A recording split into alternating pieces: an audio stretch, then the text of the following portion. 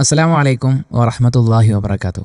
നമ്മുടെ ജീവിതത്തിൽ അല്ലാഹു സുബ്ഹാനഹു വ തആല നമ്മൾക്ക് നൽകിയ വലിയൊരു നിഅമത്താണ് നമ്മുടെ കുടുംബം എന്ന് പറയുന്നത്.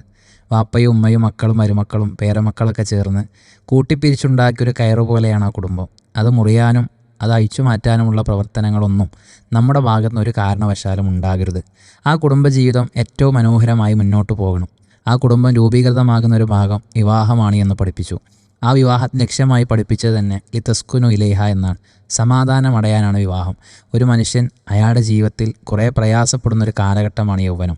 കുടുംബത്തിന് വേണ്ടിയും മാതാപിതാക്കൾക്ക് വേണ്ടിയും ഒക്കെ ജീവിതത്തെ ഇങ്ങനെ മുന്നോട്ട് കൊണ്ടുപോകുന്ന സമയം, ടെൻഷനും പ്രാരാബ്ദങ്ങളുമായി മുന്നോട്ട് പോകുന്ന ഘട്ടം. ഈ ഘട്ടങ്ങളിൽ ജീവിതത്തിൽ സമാധാനം കിട്ടാൻ, സന്തോഷങ്ങൾ വർദ്ധിക്കാൻ, പ്രയാസങ്ങൾ പുതപ്പിട്ട് മൂടാൻ ഒരാൾ കൂടെ ഉണ്ടാകണമെന്ന് അല്ലാഹു സുബ്ഹാനഹു വ തആല അയാളോട് ആവശ്യപ്പെടുന്നു.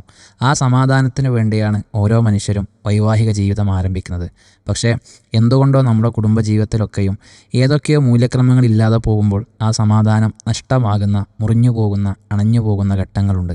നമ്മൾ ചില കാര്യങ്ങളൊക്കെ ശ്രദ്ധിച്ചാൽ ഒരുപാട് മാറ്റങ്ങൾ നമ്മുടെ കുടുംബത്തിൽ കൊണ്ടുവരാനും നമ്മൾക്ക് സക്കീനത്തുള്ള ഒരു സന്തോഷവും സായുജ്യവുമൊക്കെ നൽകുന്ന ഒരു സംവിധാനമാക്കി നമ്മൾക്ക് നമ്മുടെ കുടുംബത്തെ മാറ്റിയെടുക്കാനും പറ്റും.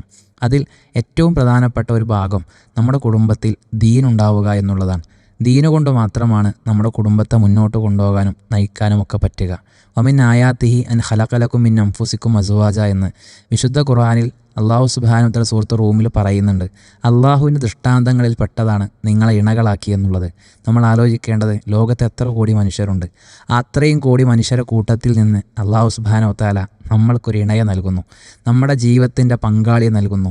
ആ പങ്കാളി നമ്മുടെ ജീവിതത്തിൽ ഫഖദ് ഇസ്തക്മൽ നിസ്വദ്ദീൻ, ഒരു മനുഷ്യൻ്റെ ദീനിൻ്റെ പകുതി പൂർത്തിയാകുന്നു. അയാളുടെ സ്വർഗത്തിലേക്കുള്ള ഒരു വലിയ വാതായനം അവിടെ തുറക്കപ്പെടുന്നു. അയാളുടെ ജീവിതത്തിൽ ബർക്കത്തുകൾ അല്ലാഹു സന്നിവേശിപ്പിച്ചു കൊടുക്കുന്നു. ഇവിടെ നമ്മൾ ആത്മാർത്ഥമായിട്ട് ആലോചിക്കേണ്ട ഘടകം ദീൻ അവിടെ ഒന്നാമത്തെ ഘടകമായി വരുമ്പോൾ മാത്രമാണ്. എവിടെ നമ്മുടെ ഭാര്യ ഭർത്തൃ തിരഞ്ഞെടുപ്പുകളൊക്കെ ദീൻ ഒന്നാമത്തെ ഘടകമായി വരുമ്പോഴാണ് നമ്മുടെ കുടുംബജീവിതം മനോഹരമാവുക. ദീനുള്ള ഒരു ഭർത്താവാണ് തൻ്റെ ഭാര്യയോട് ഏറ്റവും നന്നായി പെരുമാറുക. ദീനുള്ള ഭാര്യയാണ് ഭർത്താവാണ് സ്വർഗമെന്ന് മനസ്സിലാക്കി ജീവിക്കുക. ദീനുള്ള മക്കളാണ് മാതാപിതാക്കൾ തങ്ങളുടെ സ്വർഗത്തിൻ്റെ കവാടങ്ങളാണ് എന്ന് മനസ്സിലാക്കി നല്ല രൂപത്തിൽ പെരുമാറുക. ദീനുള്ള അമ്മായിമ്മയും അമ്മോസനുമാണ് മരുമകളും മറ്റൊരു മകളാണ് എന്ന്, മരുമകനും മറ്റൊരു മകനാണ് എന്ന് കണ്ടറിഞ്ഞ് മകളെപ്പോലെയല്ലാതെ മകളായി കാണാൻ പഠിക്കുക.